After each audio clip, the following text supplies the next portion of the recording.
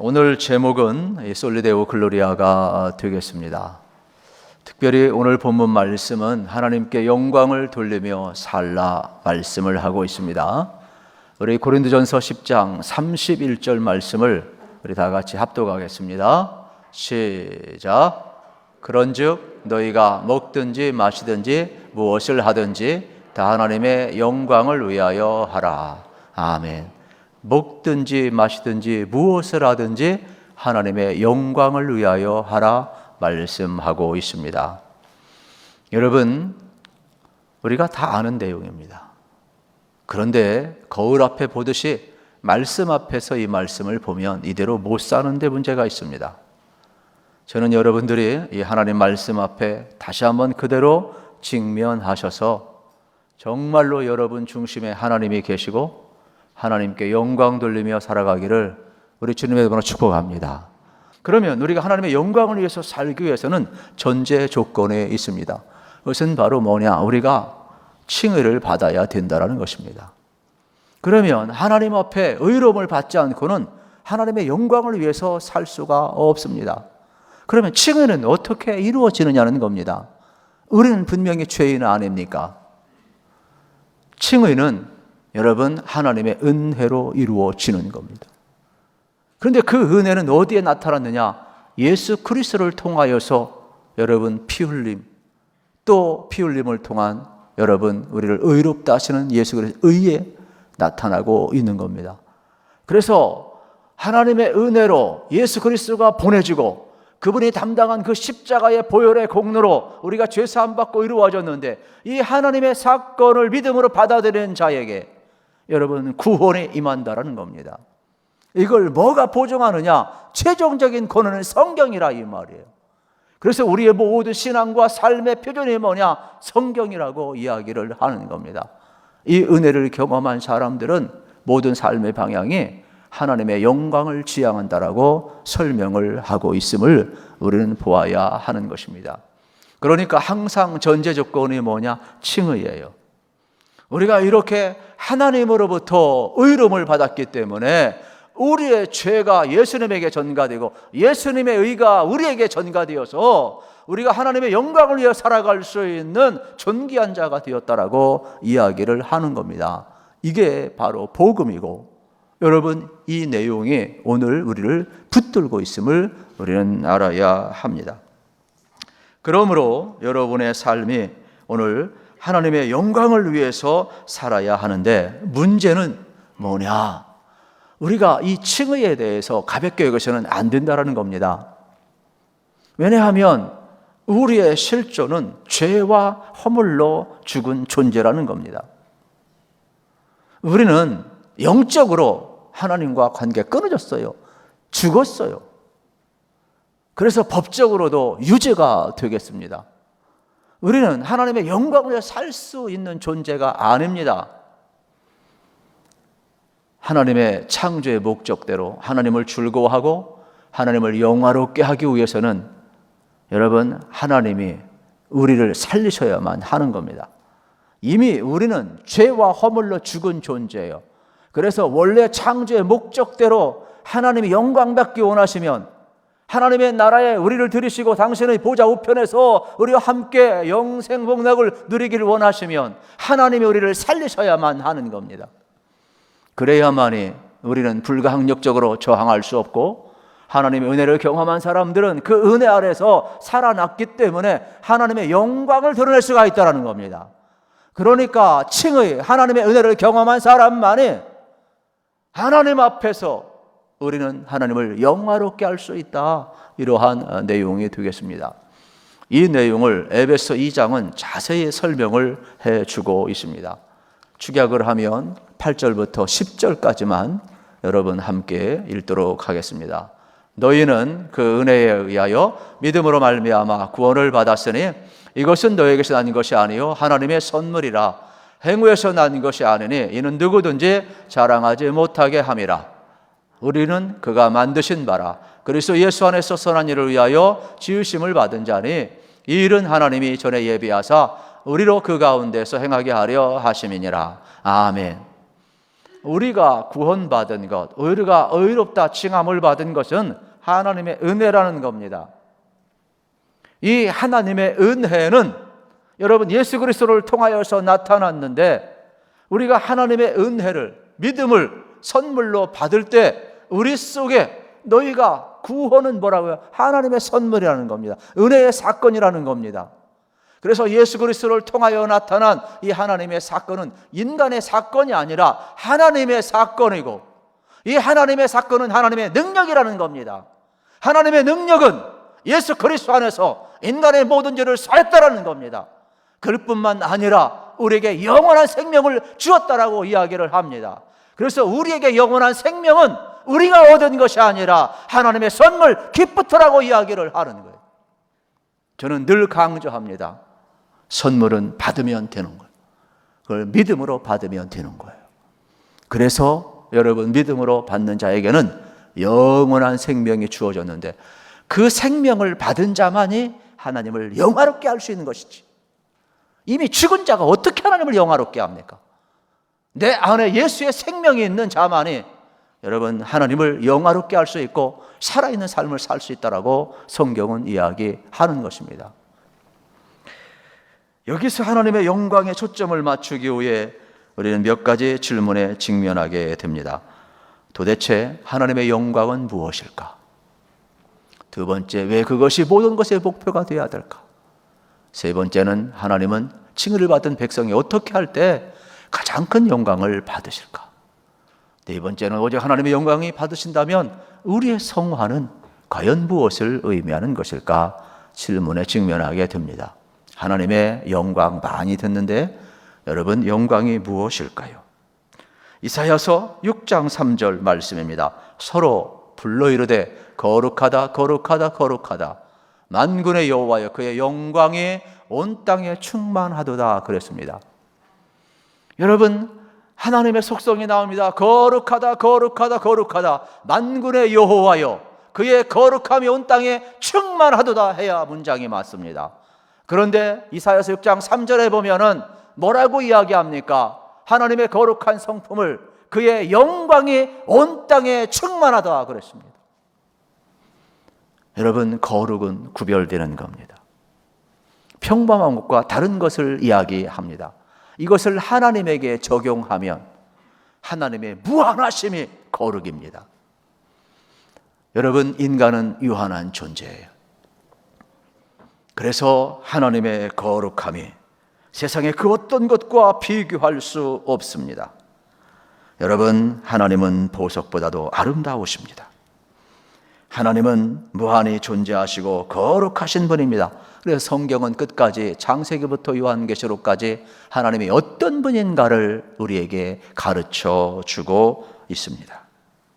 모든 피조물 속에 하나님의 신성이 들어갈 때, 모든 역사와 모든 구속사 속에 하나님의 신성이 들어갈 때 하나님의 영광이 온 땅에 충만하도다 말씀을 하는 것입니다. 제가 내린 결론은 그렇습니다.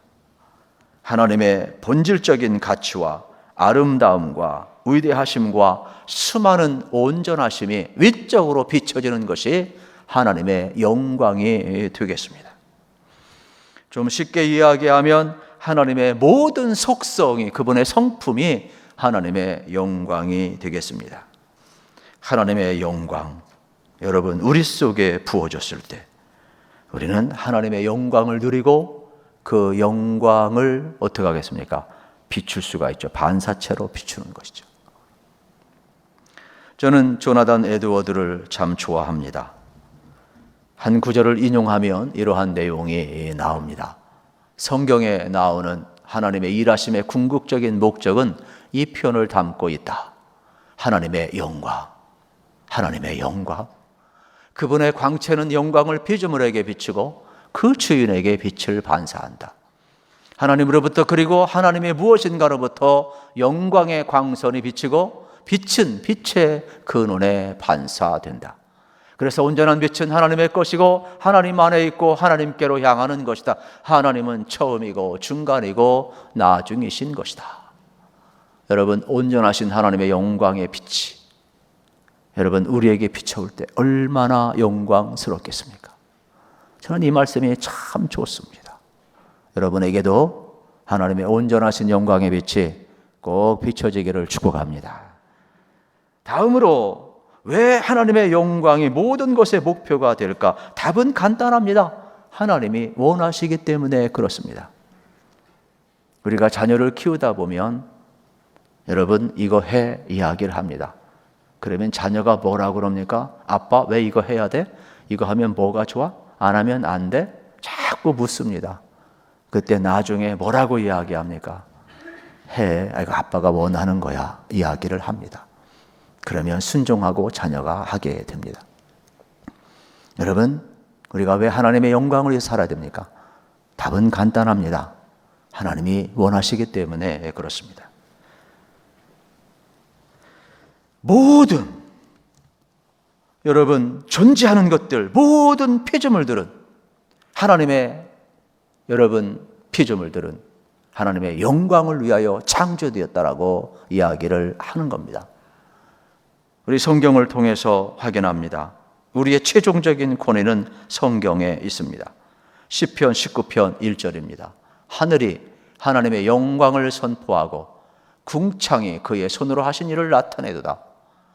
하늘을 지으신 하나님은 하나님의 영광을 여러분 선포하고 있어요. 그래서 우리는 하나님의 영광을 볼 수 있게 되는 겁니다. 이사야 43장 7절입니다. 내 이름으로 불려지는 모든 자 곧 내가 내 영광을 위하여 창조한 자를 오게 하라. 그를 내가 지었고 그를 내가 만들었느니라. 여러분 내 이름으로 불려진 모든 자 내 영광을 위하여 오라. 내가 그를 창조하였고 만들었노라고 말씀하고 있는 겁니다. 에베소 1장 11절도 모든 일을 그의 뜻의 결정대로 일하시는 이의 계획을 따라 우리가 예정을 입어 그 안에서 기업이 되었더라. 모든 일을 이루시는 모든 섭리가 하나님의 영광을 위하여 계획되어 있음을 우리에게 알려주고 있습니다. 로마서 11장 36절입니다. 이는 만물이 주에게서 나오고 주로 말미암고 주에게로 돌아감이라. 그에게 영광이 세세에 있을지어다. 할렐루야. 우리는 모든 만물이 주에게서 나오고 주로 말미암고 주에게로 돌아가는데 모든 영광이 누구에게로요? 주께로. 또 우리는 로마서 9장 23절 말씀을 기억합니다. 또한 영광 받기로 예비하신 바 긍휼의 그릇에 대하여 그 영광의 풍성함을 알게 하고자 하였을지라도 무슨 말을 하리요? 그 영광의 풍성. 하나님은 영광 받기 위하여 모든 것을 지으셨어요. 그래서 그분의 영광이 모든 피조물 속에, 모든 역사 속에, 모든 구속 속에 나타나며 하나님의 구속을 경험한 자들이 그분의 영광을 드러내고 있음을 발견하게 되는 겁니다. 로마서 15장 7절입니다. 그러므로 그리스도께서 우리를 받아 하나님께 영광을 돌리심과 같이 너희도 서로 받으라 그랬습니다. 여러분 그리스도께서 우리를 받으셔서 여러분 하나님 앞에 영광을 올려드렸어요. 우리도 똑같습니다. 서로 받음으로 여러분 우리 안에 계신 예수를 존귀케 하며 우리도 하나님께 영광을 돌리는 존재로 살아가야 되는 것입니다. 이사야서 42장 8절입니다. 나는 여호와이니 이는 내 이름이라. 나는 내 영광을 다른 자에게 내 찬송을 우상에게 주지 아니하리라. 할렐루야. 하나님은 하나님의 영광을 그 어떠한 피조물들에게도 주지 않으십니다. 어떠한 우상에게도 빼앗기지 않으십니다. 그러므로 우리는 오직 하나님께만 영광을 돌려야 할 것입니다. 이사야서 2장 11절입니다. 그날에 눈이 높은 자가 낮아지며 교만한 자가 굴복되고 여호와께서 홀로 높임을 받으시리라. 여호와께서 홀로 높임을 받으시리라 말씀하고 있는 것입니다. 그렇습니다. 오늘 우리는 오직 솔리데오 글로리아 하나님께 영광을 돌리며 살아야 하는 것입니다. 그러면 어떻게 하는 것이 하나님께 영광을 돌리는 것입니까? 예수님께서 명확하게 말씀을 하십니다. 마태복음 5장 16절에 보면 이같이 너희 빛이 사람 앞에 비추게 하여 그들로 너희 착한 행실을 보고 하늘에 계신 너희 아버지께 영광을 돌리게 하라 그랬습니다. 여러분 너의 착한 행실을 통하여 하나님께 영광을 돌리라 말씀했어요. 그래서 우리는 기억을 해야 합니다. 우리 있는 모습 그대로 여러분 착한 행실을 통하여 내 안에 계신 예수를 존귀케 하면서 여러분의 행위로 꼭 하나님을 영화롭게 할 수 있기를 우리 주님 이름으로 축복합니다. 그러므로 여러분의 삶의 현실이 어려워도 너무 좌절하지 마십시오. 그리고 도망갈 필요도 없습니다. 있는 모습 그대로 용기 있게 사십시오. 하나님은 여러분을 얼마나 귀하게 여기는지 모릅니다. 또한 고린도전서 10장 24절에 보면 자기의 유익을 구하지 말고 남의 유익을 구하는 것이 하나님의 영광이라고 말씀을 해주고 있습니다. 사도 바울은 고린도전서 10장에서 이것을 적용을 하고 있습니다. 그래서 오늘 본문 말씀은 제사를 드린 고기를 먹느냐 안 먹느냐로 하나님의 영광을 설명을 하고 있습니다. 여러분, 모든 음식은 여러분 하나님의 것이니까 하나님 앞에 감사하고 기도하고 먹으면 자유입니다. 할렐루야. 그러나 바울이 적용하는 것은 두 가지입니다. 우리는 자유합니다. 우리는 거리낌이 없습니다. 그런데 문제는 영적인 교만함으로 가지고 살아가는 사람과 하나님의 영광을 위해 살아가는 두 사람이 있다라고 설명을 합니다. 영적인 교만한 사람은 자기 경험, 자기 지식이 기준인 사람을 이야기를 하는 겁니다. 예수님이 자유했는데, 들어가는 것은 나쁜 것이 아니고 나오는 것이 나쁘다고 했는데, 그래서 옆에 사람이 제사 드리는 음식은 귀신이 쓰였으니까 그거 찝찝하지 않아요. 이야기를 하면, 그거 쓸데없는 소리 하지 마세요. 우리는 자유합니다. 자기 기준이에요. 자기 아는 상식이. 나쁜 것은 아니지만 덕은 아니죠. 그런데 또 한 사람은 뭐라고 이야기를 합니까? 나는 자유합니다. 아무 문제가 없습니다. 그런데 양심이 약한 사람, 믿음이 약한 사람, 이 음식에 귀신이 붙어 있다고 생각하는 사람이 옆에서 말을 안 하면 모르는데 말을 하고 있다면 일단은 기준이 내가 아니라, 내 경험이 아니라, 내 지식이 아니라 상대방을 위해서 어떻게 합니까? 먹지 않겠다라는 겁니다. 그래서 한 영혼을 실족하지 않고 한 영혼을 살리기 위해서 남의 유익을 구하겠다. 이것이 바로 하나님의 영광이라고 바울은 적용을 하고 있는 겁니다. 오늘 우리의 삶도 마찬가지가 되겠습니다. 여러분, 내가 기준이 되면 잘못하면 영적인 교만에 빠질 수 있습니다. 그러나 상대를 위하여 상대가 기준이 되고 상대를 위해 살면 믿음의 약한 자를 배려할 수 있다는 것을 여러분 기억을 하셔야 되겠습니다. 그래서 내 유익보다 다른 사람의 유익을 구하는 태도를 하나님께 영광 돌리는 태도라고 말씀을 하고 있습니다. 32절입니다. 유대인에게나 헬라인에게나 하나님의 교회에 거치는 자가 되지 말고 그랬습니다. 여러분, 유대인이든 헬라이든 하나님의 교회에 거치는 자가 되면은 안 됩니다. 걸림돌이 되면은 안 되는 겁니다. 이 말씀은 한번 생각해 보라는 겁니다. 나로 인하여 가족이 예수 안 믿는 사람이 있다면 하나님의 영광을 가리운 거라는 겁니다. 나로 인하여 실족한 사람, 나로 인하여 교회에 나오지 않는 사람이 있다면 하나님의 영광을 가리운 거라는 겁니다. 반대로 이야기합니다. 나로 인하여 하나님 앞에 나오는 가족이 있다면 그게 영광인 거예요. 나로 인하여 구원받는 사람이 있다면 하나님의 영광인 거예요. 내가 하나님의 은혜의 통로를 막으면 걸림돌이 된다라는 겁니다. 그래서 우리는 걸림돌이 되지 말라고 이야기를 합니다. 바울은 고린도에 1년 6개월 있으면서 걸림돌이 되지 않기 위해 텐트메이커로 살아갑니다. 그리고 오히려 다른 갈라디아 지역에 있는 또 마게도냐 지역에 있는 다른 교회들의 후원금을 받고 여러분 오히려 고린도에 연약한 교회를 세워갔던 모습을 우리는 기억을 하고 있습니다. 그러면서 바울은 이야기합니다. 나도 너희에게 그리스도에게 교회에 걸림돌이지 않게 해서 무지 조심하고 애썼다. 너희들도 제발 그렇게 살라 이야기를 하는 겁니다. 그러면서 바울은 고린도서 11장 1절에서 세게 말합니다. 나를 본받는 자가 되라. 이건 교만한 말이 아닙니다. 이 말은 바울이 그리스도를 본받았다라는 겁니다. 그러므로 그리스도는 여러분 어떠한 분입니까? 자기를 내어주고 죄인 된 우리를 살리신 분입니다. 바울은 그것을 본받았다라는 거예요. 이방인의 구원을 위하여 나를 내어주고 그리스도가 그렇게 하셨으니까 나도 그 길을 걸어갔다라고 이야기를 하는 겁니다. 그러므로 고린도 교인들을 향하여서 나를 본받으라는 말은 남을 살리기 위하여 나를 내어주는 것을 본받으라, 이러한 말씀이 되겠습니다. 오늘 우리의 삶도 마찬가지 아니겠습니까? 여러분 3절 말씀은 다시 한번 강조합니다. 나와 같이 모든 일에 모든 사람을 기쁘게 하여 자신의 유익을 구하지 아니하고 많은 사람의 유익을 구하여 그들로 구원을 받게 하라. 할렐루야. 여러분, 우리는 기억해야 합니다. 우리는 하나님의 은혜를 받았어요. 우리는 칭의를 받았어요. 우리는 자유합니다.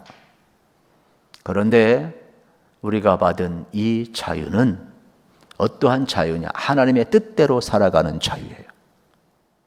우리가 얻은 이 자유는 죄짓지 않는 자유입니다. 방종이 아닙니다. 이 자유는 그리스도께서 원수를 용서하심과 같이 원수도 용서할 수 있는 자유임을 기억을 해야 합니다. 남의 유익을 구할 수 있는 자유를 이야기합니다. 이게 어떻게 가능했을까요? 바울이 예수님 만났기 때문에 가능한 겁니다. 예수님 모시고 살기 때문에 가능한 겁니다. 예수님 바라보고 살기 때문에 가능한 겁니다. 예수님과 동행하기 때문에 가능한 겁니다. 그러면 여러분들이 하나님의 영광을 위해서 살아야 되려면 먼저 전제 조건이 있어요. 하나님의 은혜를 은혜되게 해야 합니다. 하나님의 칭의가 우리 가운데 부음받아야 합니다. 이 믿음의 사건이 일어나야 돼요. 그래서 예수님을 만난 사람만이 하나님의 영광을 드러낼 수가 있고 통로가 될 수가 있다는 사실을 기억을 해야 합니다. 사랑하는 성도 여러분, 오늘 여러분들이 이 말씀을 듣고 아하, 그렇구나. 하나님의 은혜가 내게 머물고 있구나. 내 안에 예수님이 계시구나. 나 예수님과 동행해야 됐구나. 예수님 바라보고 살아가야 됐구나. 하나님의 영광을 위해서 살고자 하는 마음이 조금만 느껴진다면 그게 하나님의 영광입니다. 왜냐하면 하나님의 영광이 여러분 속에 임하고 비치고 있기 때문에 그렇습니다. 사랑하는 성도 여러분, 우리는 하나님의 은혜를 받았습니다. 우리는 예수 그리스도를 통하여 의롭다 여러분 인정함을 받았습니다. 여러분, 우리는 믿음을 선물로 받았습니다. 우리는 최종적인 권위의 성경을 통하여서 이 모든 은총을 받았습니다. 이제 하나님의 영광이 여러분 속에 은혜로, 여러분 믿음으로 예수 그리스도 안에서 성령 안에서 부음받은 겁니다. 하나님의 거룩한 성품이 여러분 가운데 부음받은 겁니다. 이제는 죄인이라 하지 아니하고 칭의 의롭다 여기시며 하나님의 백성으로 하나님의 영광을 위하여 살라라고 말씀하고 있는 겁니다. 저는 이 말씀이 그대로 여러분이 받아들이길 축복합니다. 파이프라인도 막히면 물도 안 흘러갑니다. 기름도 안 흘러갑니다. 우리는 하나님의 통로입니다. 하나님의 성품이, 하나님의 영광이 부음받을 때 우리는 어떤 거예요? 흘러가게 만드는 게 하나님의 영광입니다. 하나님의 거룩한 성품이 우리 가운데 올 때 우리 삶으로 반사시키는 것이 하나님의 영광입니다. 우리는 영광의 빛의 본체가 아닙니다. 반사체임을 기억하시면서 하나님의 주신 그 은혜가 여러분 남을 향하여서 배려로 나타나길 바라고, 여러분 걸림돌이 되지 않기를 바라고, 철저하게 남의 유익을 구할 수 있기를, 또 착한 행실을 통하여서 하나님의 영광이 온전히 반사되고 드러나기를 우리 주님의 이름으로 축복합니다.